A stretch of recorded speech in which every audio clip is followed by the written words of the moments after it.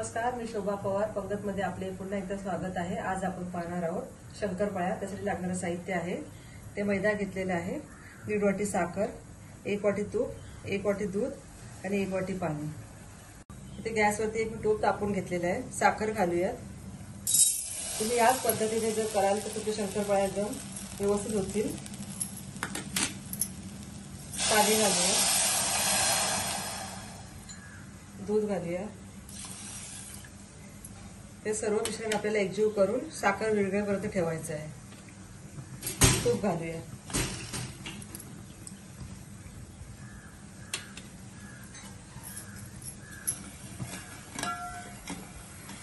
आपल्या मिश्रणात साखर चांगली विरघळली आहे, तुम्ही बघू शकता. आता हे मिश्रण थंड करून घेऊया. आपली ही साखर वितळलेली आहे. आपलं मिश्रण बऱ्यापैकी थंड झालेले आहे.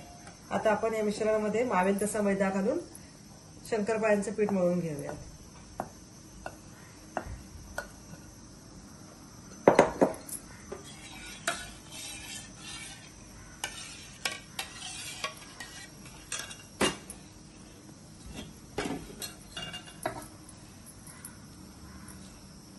आपल्या ह्या मिश्रणामध्ये मैद्याचं पीठ मळून झालेलं आहे.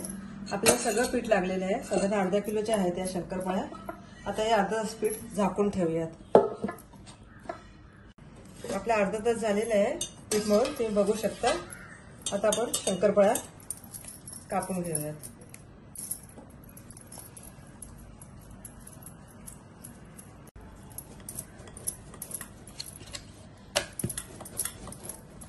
आपल्याला ही पोळी पातळ लाटायची नाहीये, थोडी जाडच ठेवायची.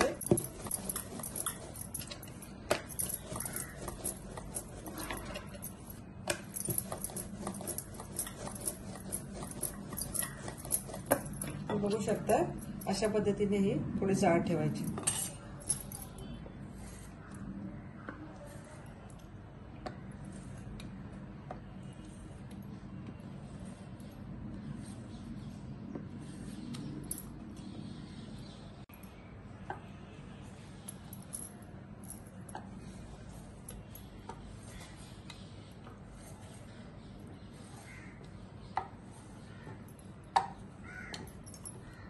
ते गॅसवरती कढई ठेवून मी तेल तापून घेतलेले आहे. गॅसची फ्लेम मिडियमच ठेवा. मिडियम फ्लेमवरतीच आपल्या शंकरपाळ्या तळायच्या आहेत.